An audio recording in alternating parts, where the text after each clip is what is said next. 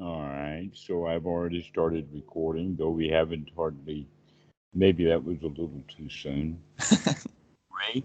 Uh, it's very interesting about those recordings because almost everyone in the beginning uh, takes it personally, becomes shy, thinking that they're special and that they're afraid of something that might happen with it.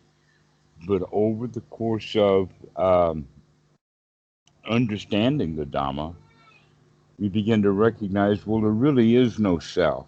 And that every problem that I can come up with, somebody else has come up with it dozens of millions of times too.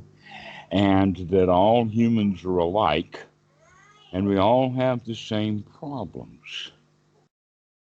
And so when we come in to discuss our problems, actually we're just discussing the Dhamma anyway.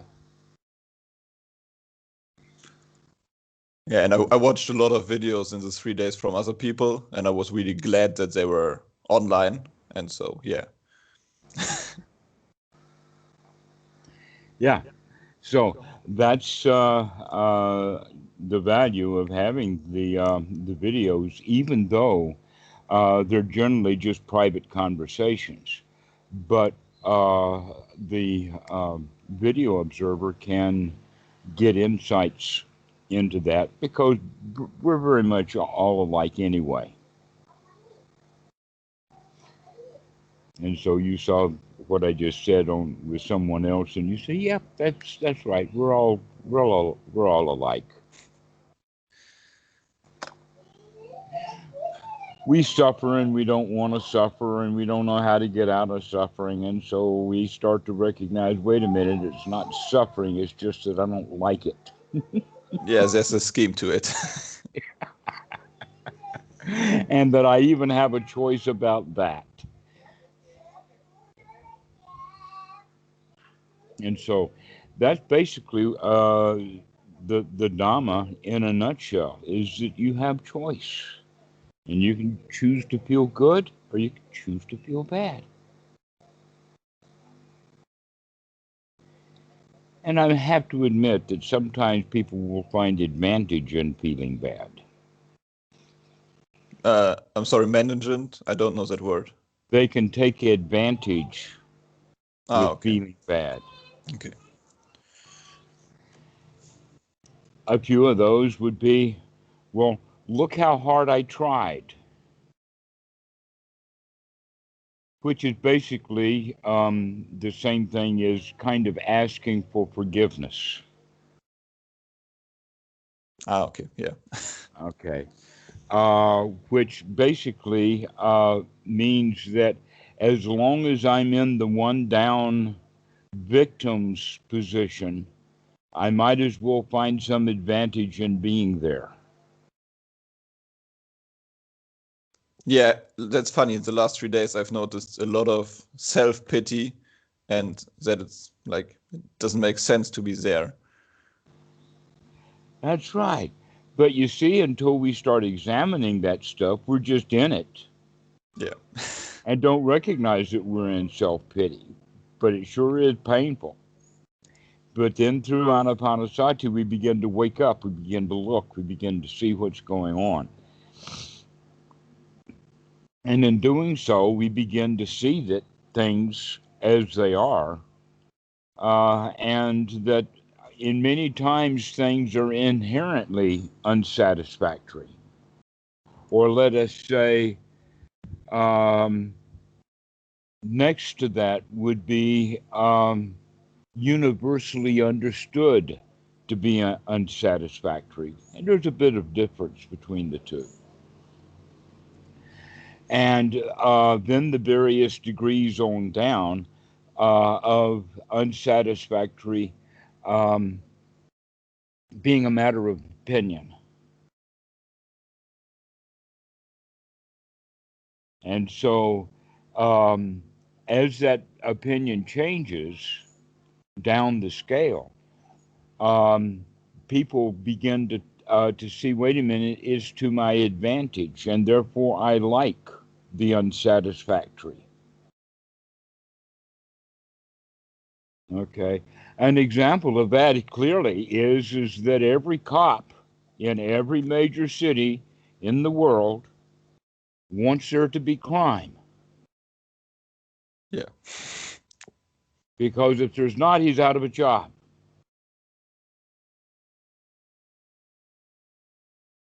Right? So that's a way of looking at the advantage.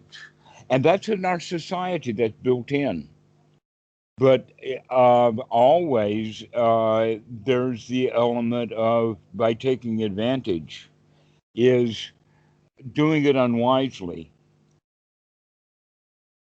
in the sense of, rather than curing the disadvantage within oneself, we either want to fix it or manipulate it on the outside. But the real point is that all of the unsatisfactory is really not out in the world. It's really inside. It's actually beyond the world. And so when we begin to understand that, that's when the mind begins to let go of the world, and then it becomes, the Pali word is lokatara. And lokatara means to be above the world. It's often translated as transcendent, but that sounds way too Christian. And then there's another one that sounds almost that bad, called supramundane. But really, all the word means, supramundane, is just to be above the mundane world.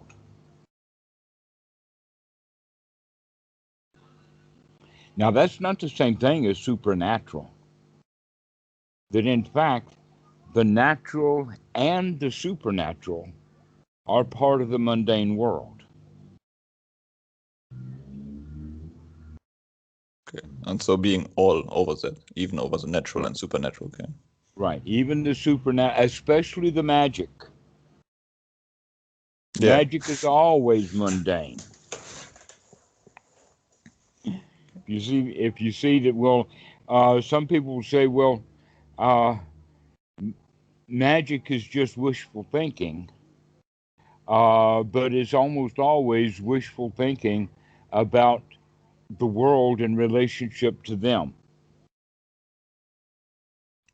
And so all magic, uh, let us say, even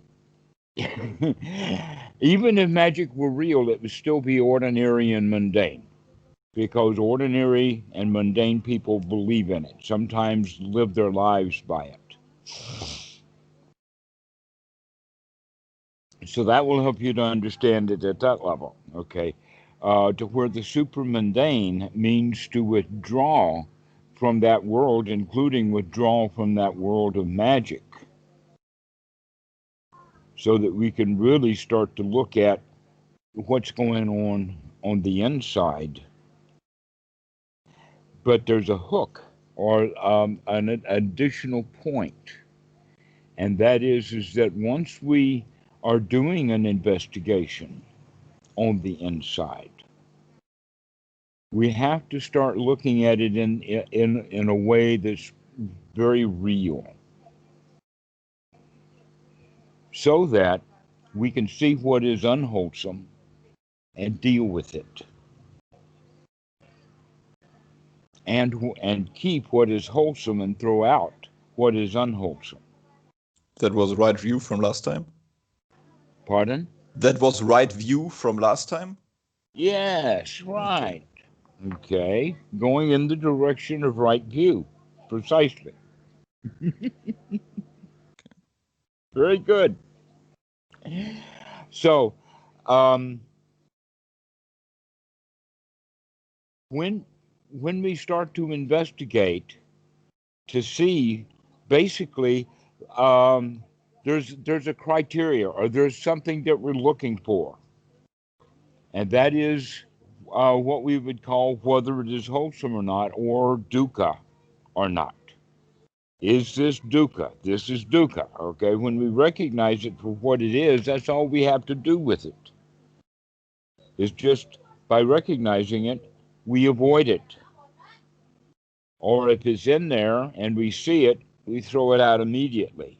This is a major, major difference in many people see meditation in the sense of getting insight by going deeper into the nature of my thinking process. And the answer is no. All you're doing is just,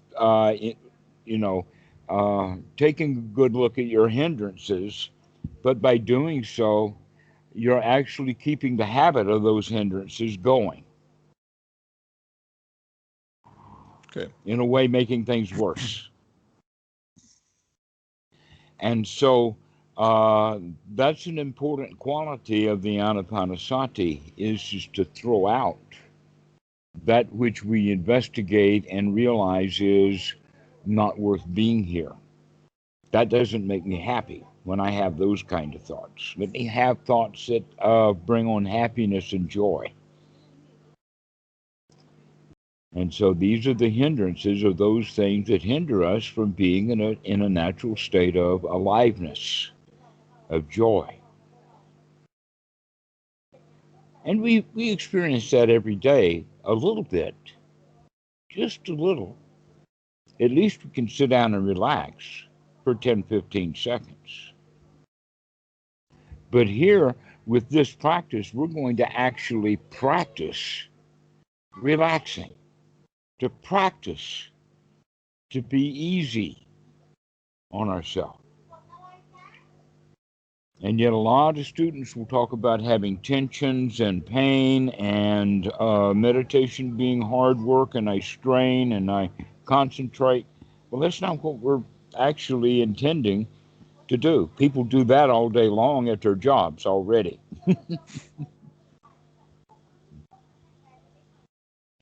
That really what we want to do is relax and enjoy the moment, literally to take a vacation from our own thought process. But we have to catch it, and we have to see that right now that's useless. And so I throw it out. Now I think about something that's happening right here. Now the way that go ahead. I just wanted to say that I had 3 really funny days thinking about every time I remember that no gorillas are attacking me. And that's great, right? What's not there? There's no gorillas, nobody bothering you, right? May that stay with you, because that having that sense of joy, actually what a relief that is. Right? Because we've got gorillas in the mind. And then we wake up and say, wait a minute, there are no gorillas around here. And so that's great. That's basically the practice right there in those few words. That the Buddhist system is actually quite easy to package together in just a few words. And he used that too. In fact, the Buddha started it because he said, I teach only one thing, both formally and now. I teach only dukkha, dukkha nirodha. Goenka, he had his own version. And his version was, never mind, start again. The one I generally use is, don't worry, be happy. okay. But now we have a new one. There are no gorillas in the room.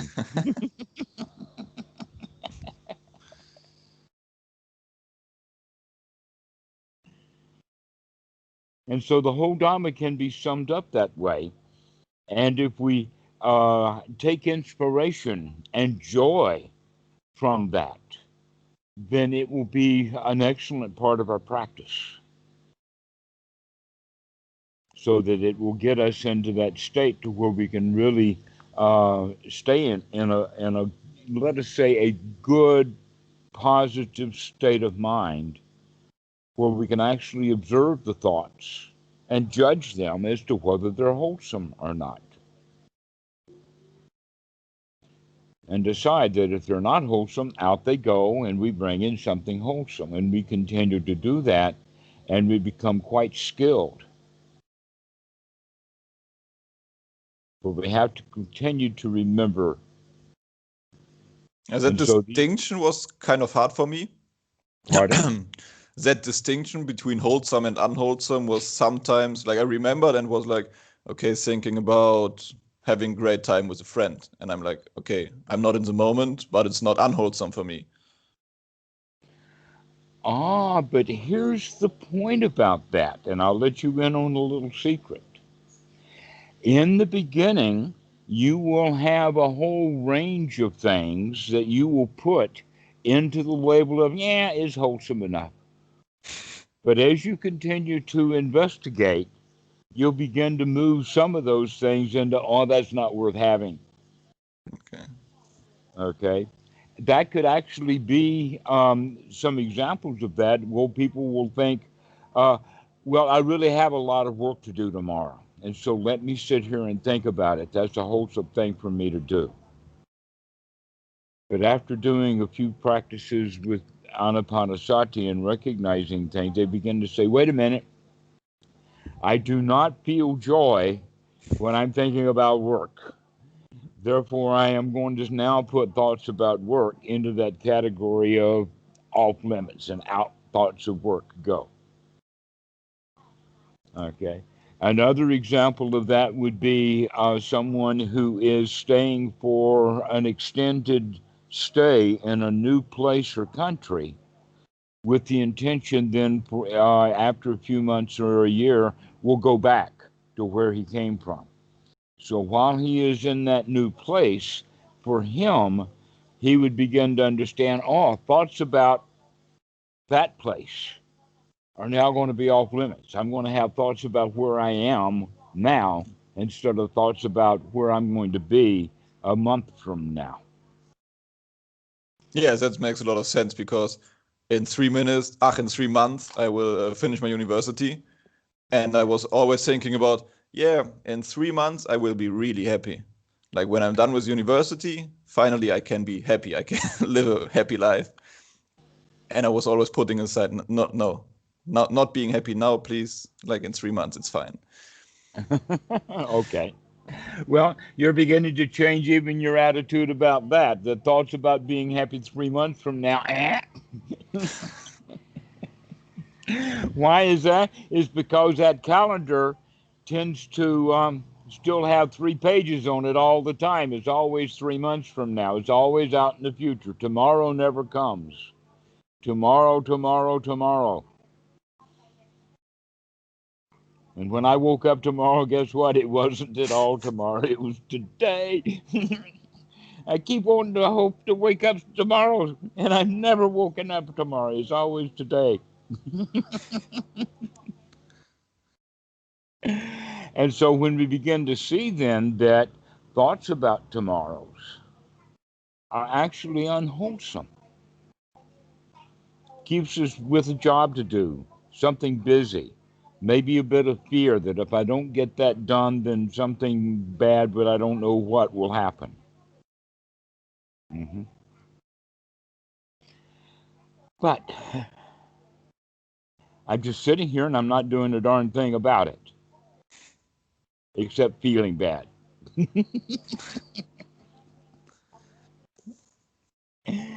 And when we recognize, there's no reason to think about the future, when all I do is I really don't enjoy it. That's just an ordinary life. That's not supramundane. And so we throw that out too.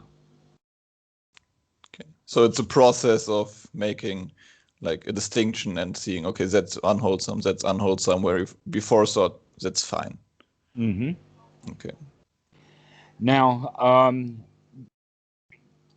there is actually some suttas that talk about it in the sense of, we'll use the word repulsive and unrepulsive, or wholesome or not wholesome is the same thing.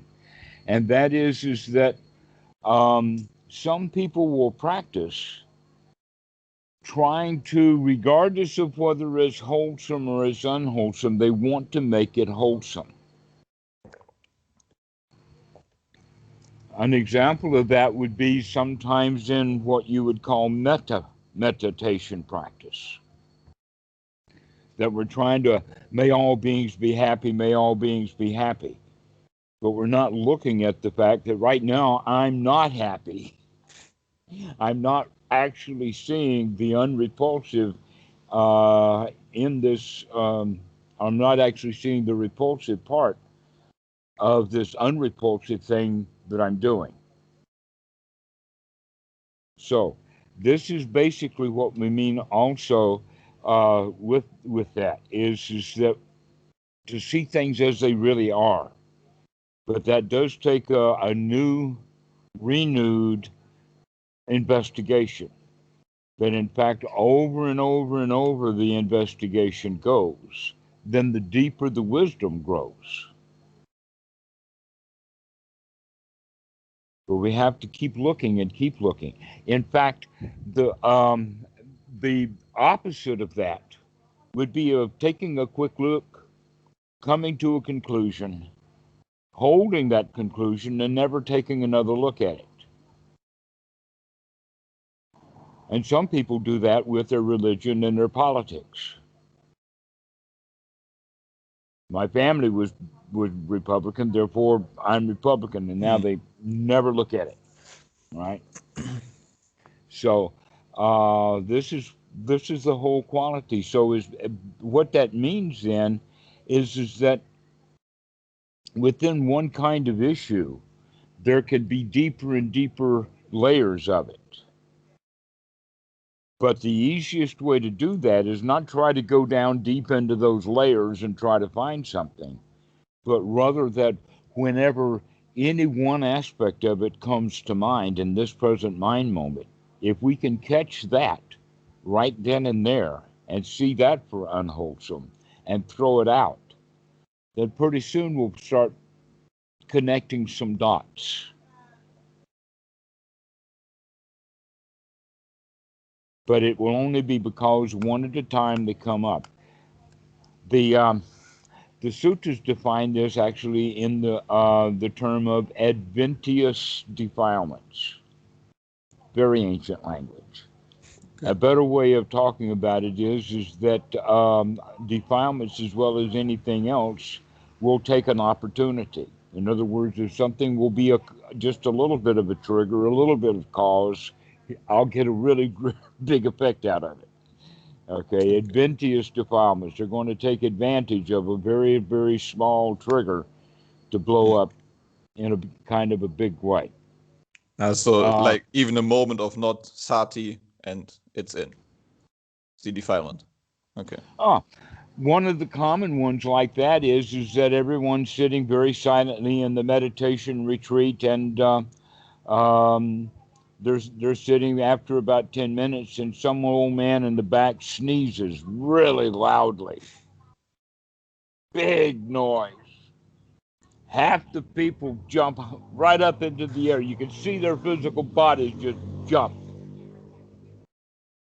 But then you can see after that they're all agitated because they didn't like it. But what they're saying is, I became agitated because of that noise, therefore it's the man and his noise that I don't like. The old man should have shut up. He should have walked out before he sneezed or something. But in fact, what's really going on in that occasion is that when he sneezed and they were not mindful, so that the feelings did come up. Now, if they would investigate that and say, wait a minute, how I feel right now is what I don't like. And so it's really got nothing to do with that guy. That it's because I don't like it. I was surprised. I became afraid.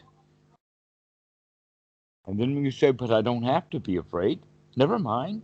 Let him go. Take a deep breath and come back and let's be happy again. For some meditators, it takes them 5 or 10 minutes to do that because they're just grumbling and grumbling on inside. So they're not really paying attention to see that, oh, these thoughts about him are unsatisfactory to me. Not what he did. What he did is what he did. It's the thing that I don't like it is the issue. Okay. This is the idea of then that it's a hindrance, and this is what we have to wake up to. And this is why we practice in seclusion, to get away from it all, hopefully even away from guys close enough to when they sneeze, it doesn't bring the house down. But that in that regard, meditation retreats don't always give the seclusion that people would prefer to have. But the idea of seclusion is to get away from it all so that any and everything that comes up has to be dealt with as if I created it. Okay. All right. But that often backfires for a lot of students. And it backfires in a way of that if they go to the retreat, and the retreat, like all retreats I know, okay, no books, no cell phone, no laptops, no pad, no paper, no books especially. And so now, and no TV. And so all of their general communications and time structuring devices are missing. And that people tend to deal with boredom. Mm-hmm. Okay. And the question to every one of them is, well, why are you being bored? Why don't you just sit here and enjoy your life?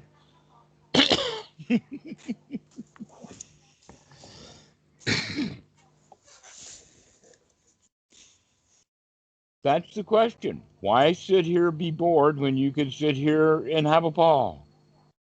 So boredom is just another hindrance. Pardon? So boredom is just another hindrance. Yes, it's got a name to it. In the sutras, it's referred to as restlessness. In other words, I'm not at rest. It can be referred to as the wandering mind. The mind's just out all over the place. And so restlessness is actually a form of boredom, or boredom is the same thing as restlessness. And a clear example of that is on a road trip, kids are in the back of the car and they say, "Mom, I'm bored." What does mom do? She pulls out some toys or something and gives the kids something to do because of their boredom. And the toys are deep breathing into practice. Well, that's one. Okay, I'll take that. Right, give yourself something to occupy yourself with. It would be a way of thinking about it. But let's occupy ourselves with something wholesome,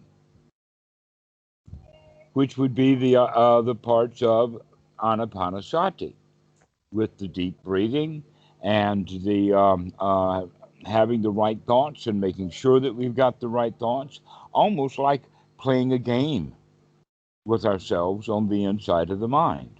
You know, like one of the games that the kids will play is that one kid will count all the blue cars he sees, and the other kid will count all the red cars that he sees. Okay.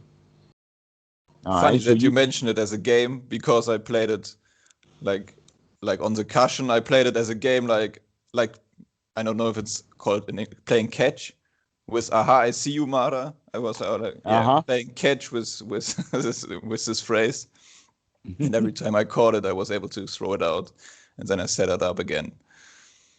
Great.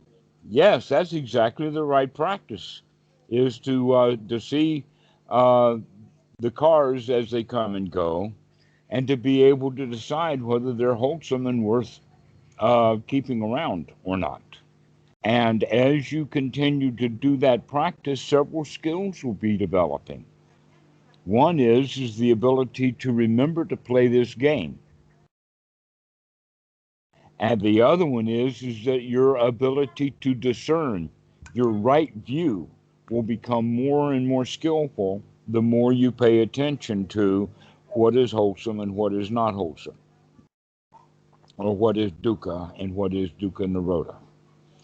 And so you begin to spend more and more of your own time in vimutti, or release from suffering. And so, in fact, that would be one of the wholesome states to be in, is to recognize, hey, right now, this is good. There is absolutely no suffering. I like what's happening right now.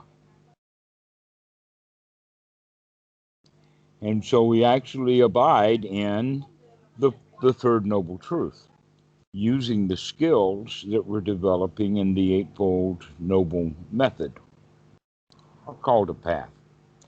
Got to make sure that the students understand that the Eightfold Noble Path is not a path or a highway or a runway, but rather it's a method. And the way to look at it, it would be like a box of tools, and your skills with those tools are going to develop so that you will become much more of an artisan rather than a traveler. Okay. And so that artisan work that we're doing is actually the artistry of this present moment.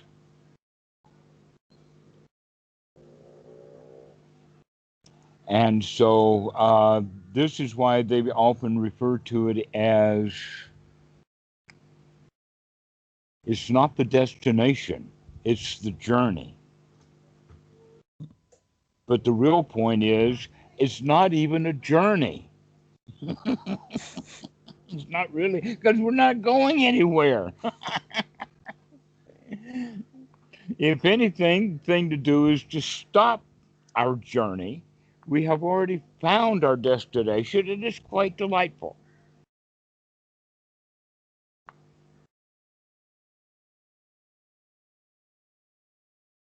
The Buddha actually refers to it like that, using the terms translated into English as the job has been done. The job has been well done. The job is over. Nothing more to do. The Zen haiku has that also, in nowhere to go and nothing to do, and the spring comes and the grass grows by itself. And so it's not that you're going to spend 24 hours a day in that state, but rather that you can practice to get into it so that as you go around, you can revisit that state on a regular basis so that your life becomes really easygoing. Because you got no problems. And why don't we have any problems? Because we didn't make up any. Actually, the human mind is trained to be a problem solver. But the human mind actually has its own thing. We think about everyone desires the truth, but the human brain is not really designed for that. The human brain is actually useful in the way of making connections, connecting the dots, putting things together, being able to see a more or less complete story from only a few facts.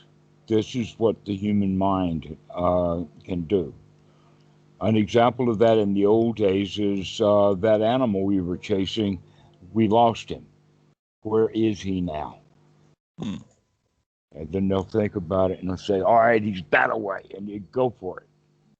Okay, so this is the kind of thing that that we're good at, but it's been abused into full-blown, we are now problem-solving machines, and many people are actually unhappy when they've got no problems to solve because their whole identification is, I'm a problem-solving machine.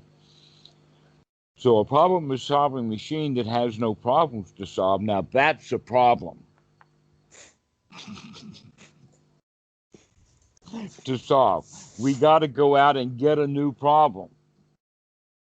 All right, and so here the mind will sit in our meditation, what we're calling meditation, making up new problems, new ideas, new inventions that then we get attached to and long for and whatnot. So if we can understand that that's also a form of suffering, it's dukkha, and you can also say that that too is part of the restless mind, the inventive mind, that we invent problems. Sometimes we even lose sleep over trying to put things together and invent problems. I remember doing that with code when I was young. Yeah, I know that. I'm a programmer, yeah. So when there's a problem to solve, like you can dwell about it like for a long time until it's solved. And all that time you didn't need to spend on that. You could have been spend that time instead enjoying this breath at this present moment.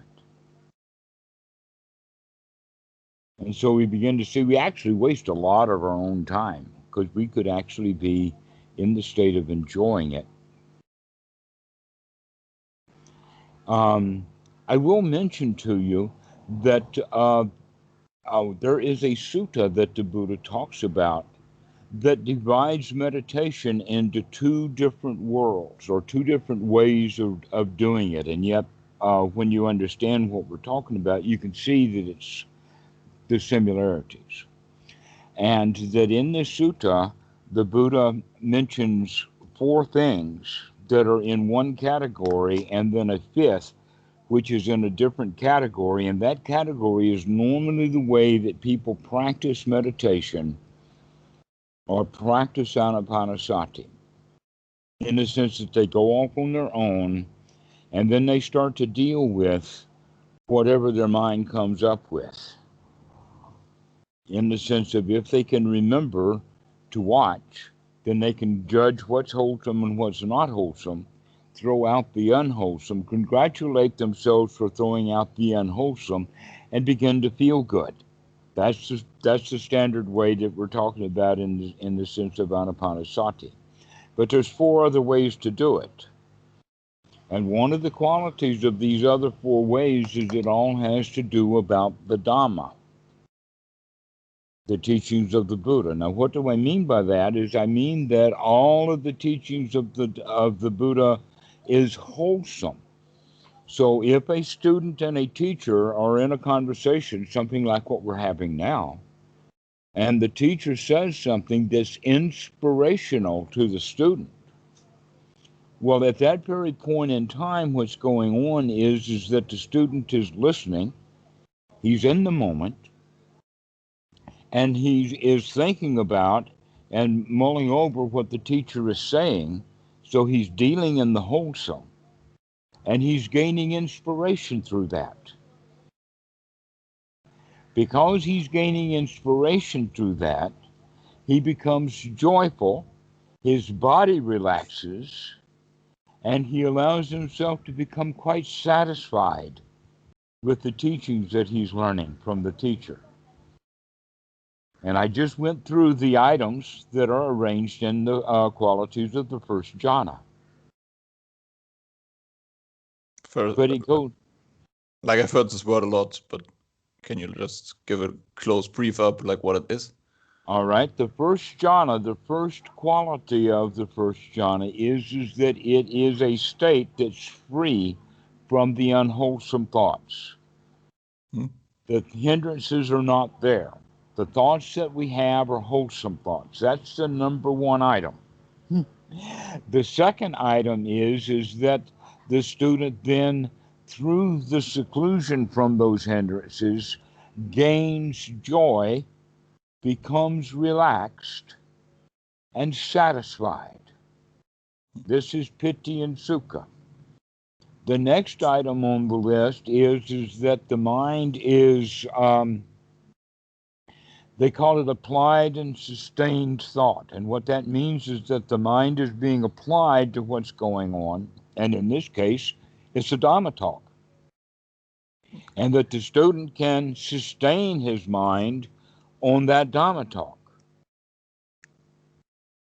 So those are all of the definitions, formal definition of the first jhana. And it's quite delightful state to be in. You're opening, you're listening, you really get it. And you enjoy it. This is a state of first jhana.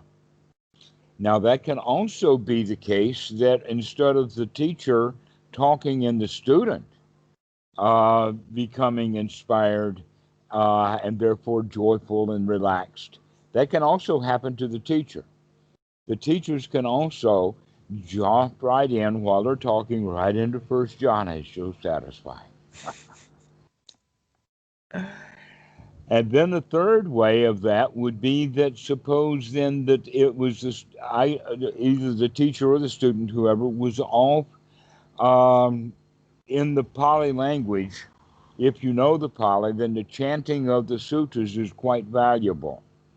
Unfortunately, in modern times, like in Thai, even though the Thais do a lot of chanting, this chanting is done in Pali, and it's only rote memorization. But if you were chanting the Pali in the Pali language as your native language, you could, while reading or reciting the Dhamma, you could gain inspiration. Okay.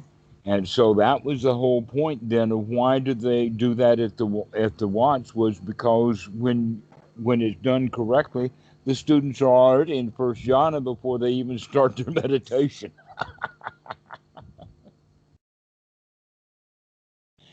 But there is other possibility, and that's the fourth one, and that is that so long as you're thinking about the Dhamma, mulling over the Dhamma, especially the Four Noble Truths, is this suffering?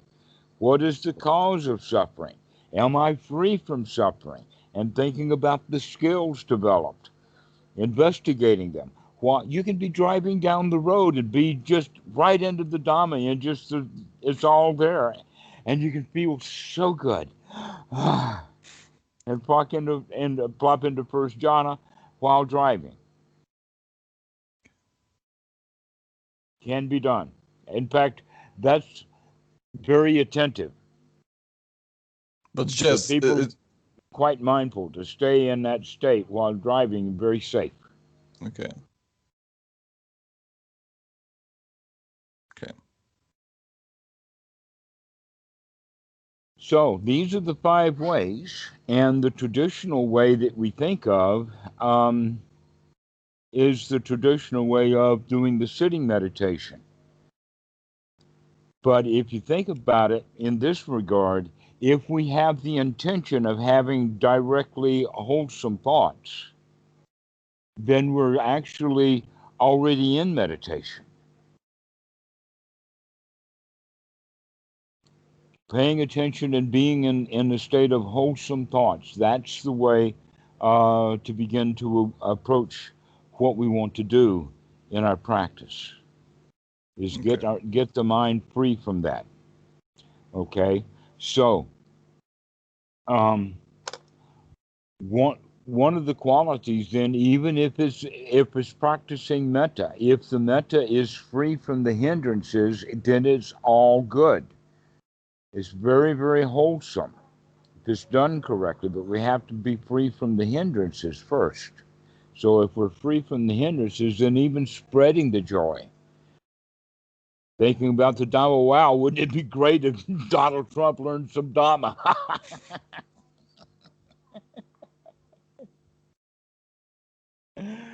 So begin to have those kind of thoughts also, very wholesome. To think about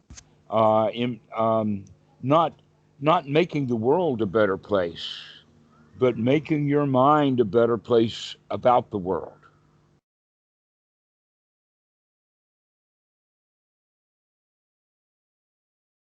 Yeah, the world screwed me up, but everybody in the world is screwed up, and that don't make them bad. It just makes them screwed up.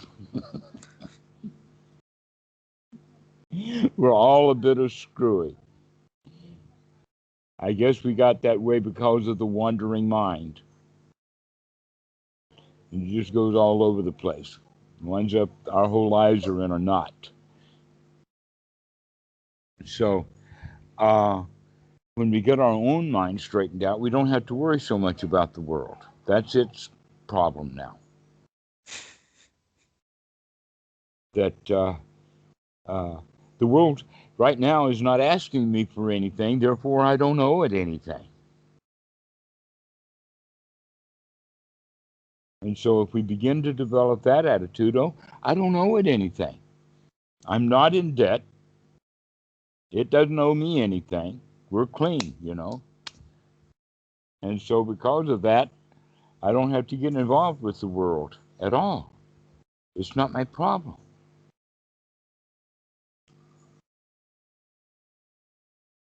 This is also what we mean by lokatara, is having the attitude that I don't need the world because I've got all that I need. Okay. Which is actually the right attitude. This is another aspect of the Eightfold Noble Path. Is the right attitude is that things are hunky-dory. I don't need anything. We're already successful.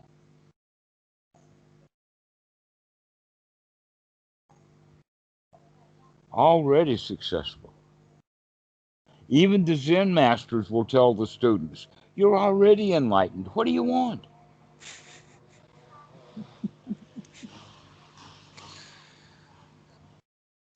You don't want nothing. If you don't want nothing, then you're already enlightened. Because what makes things heavy is because we want something. If we don't want anything, then we're free.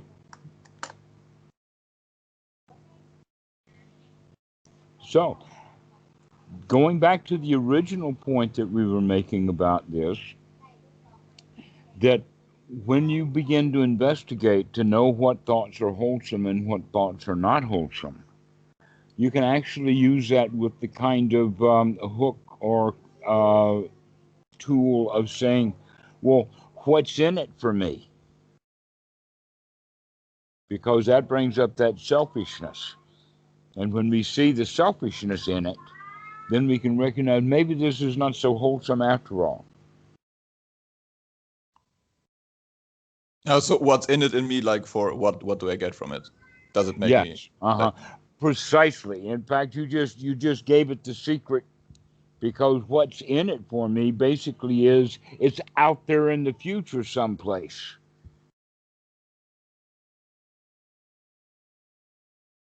That's in fact the question. What's in it means I'm missing something. We're not missing anything. We got everything we need.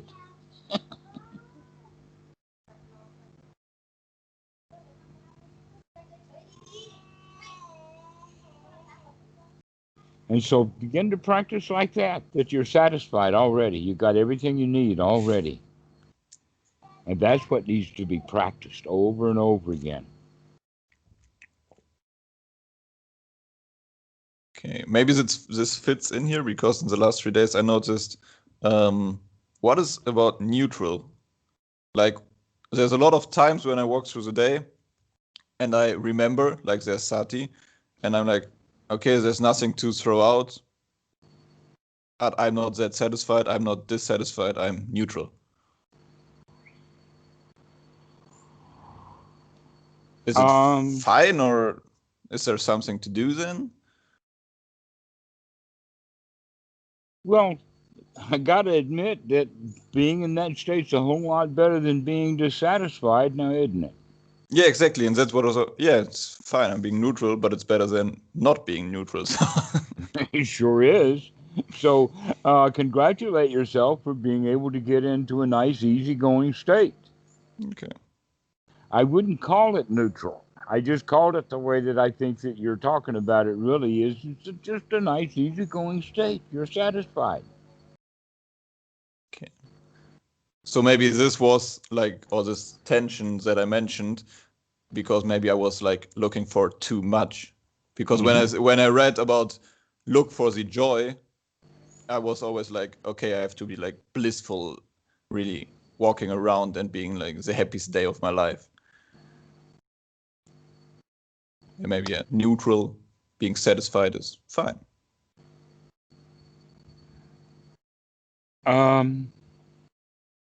You're bringing up a really important point that I would like to mention. And that is, most people think about joy or like the happiest day of your life is what you just mentioned. And that has the quality of an event.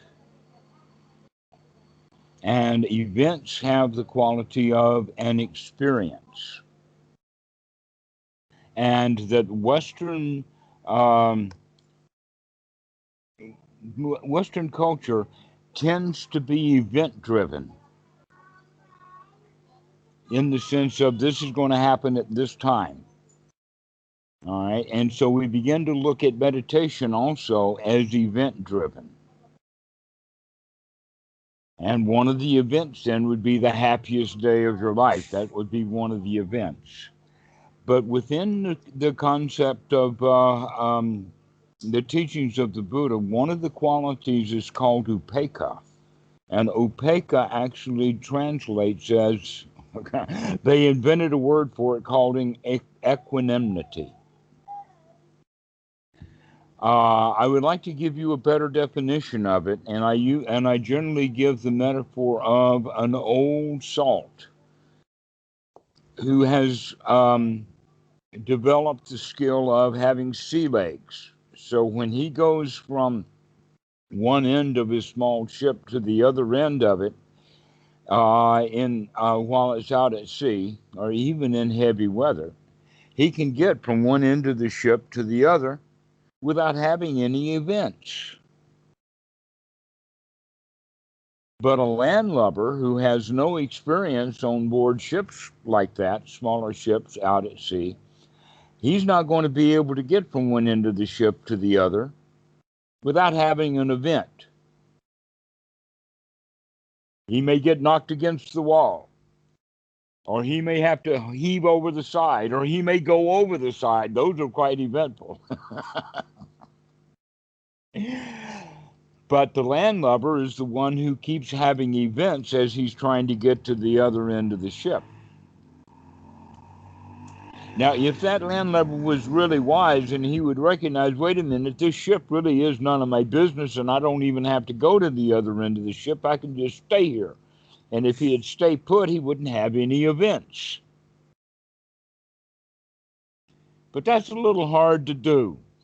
This is when you're getting into the Bodhidharma category, or sitting as the monks and just never get out in life. No, what we really need to do is develop a bit of sea legs so that we can go around our life without having any events.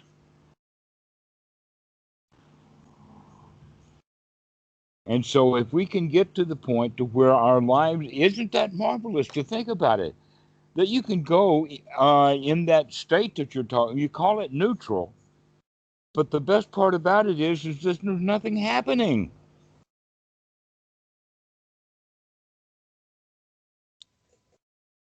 It's got nothing going on. It's free.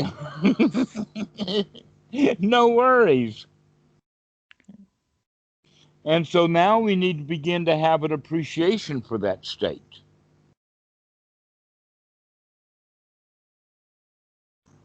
You can check it out and say, yeah, no problems.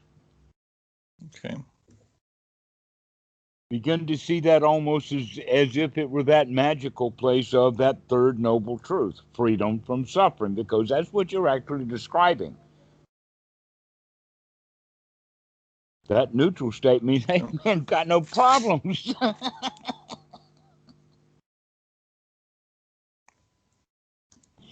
That alone should allow you to have some joy. Just being satisfied that you got no problems. That there's no jobs to do. Any jobs that you needed to do have already been done. Nothing to do, no place to go. Everything is cool. That sounds good. In a way, you're shortchanging yourself by calling it neutral.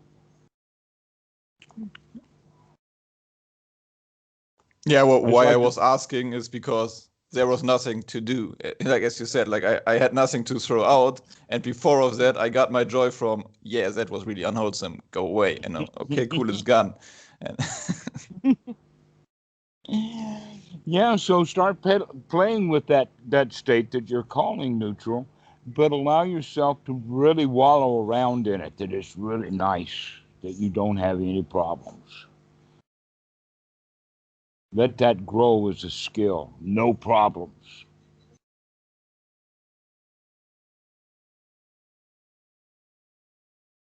okay. And so this is the way to practice, is to practice getting into that state of no problems. And so those are the hindrances that we throw out, or anything that's going to keep you from being in that state of no worries, no problems.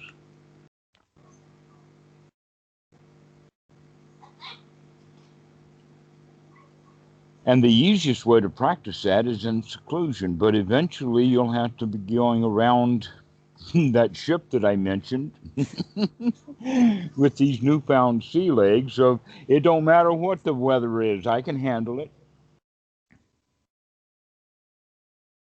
Okay.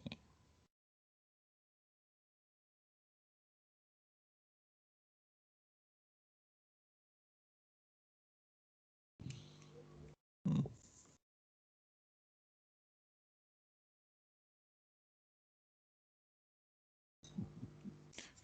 Okay. I was thinking about something, but I forgot it. So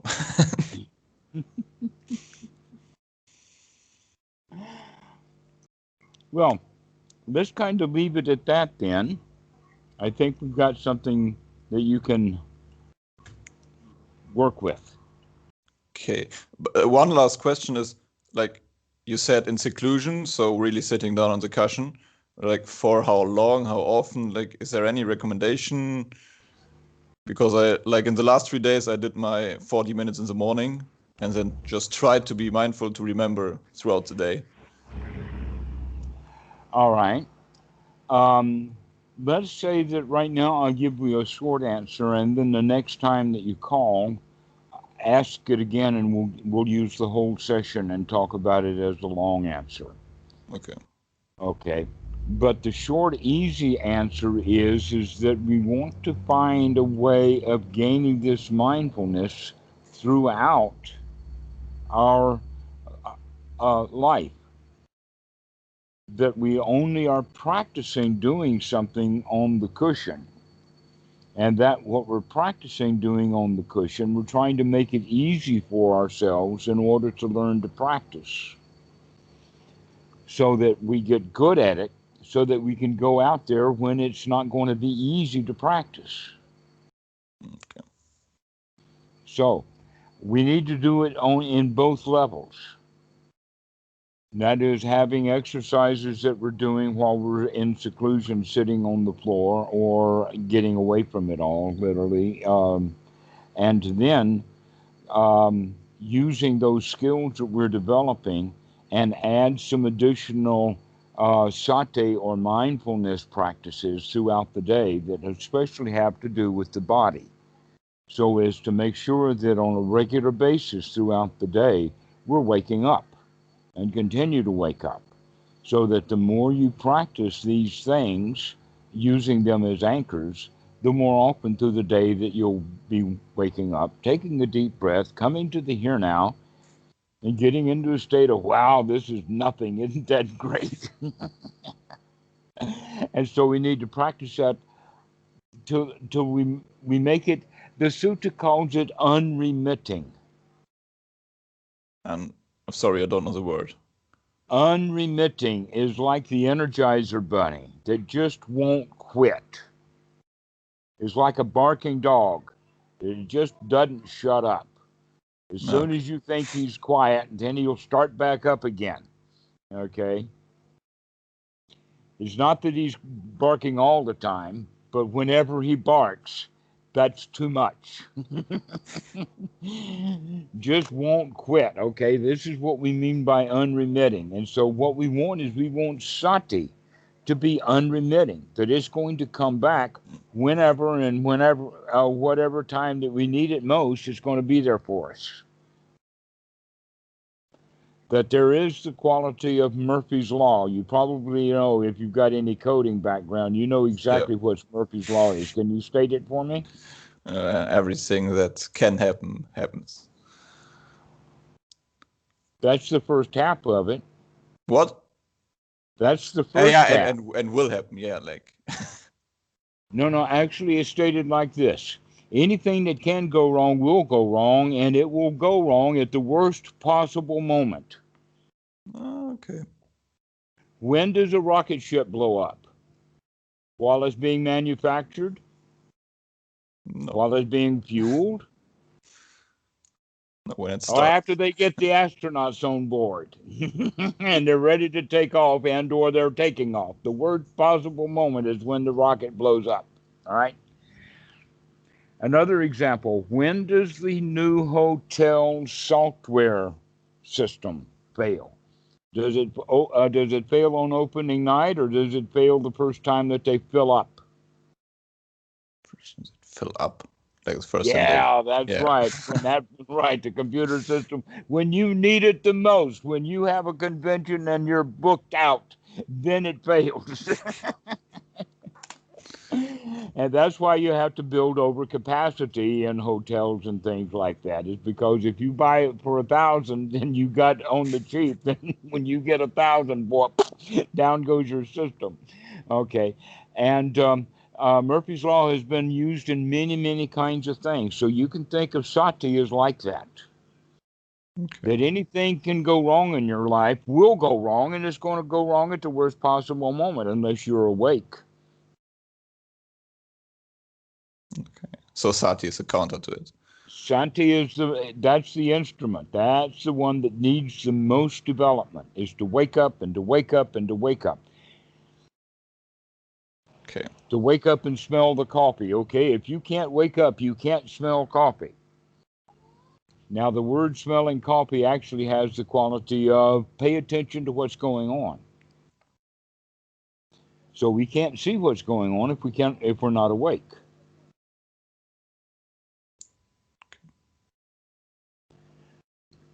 So that's the whole quality then. If we can, because basically you can get yourself back into that neutral state. It's great. It's wonderful. It's a lot better than you thought it was going to be. You keep practicing, you'll find out how nice that nothing is. But meanwhile, if you don't practice, you won't get it. Okay. And if you don't remember, it won't happen. That's why sati comes first. You've got to have sati. Okay. And so we'll work on what we can do with that later throughout the day.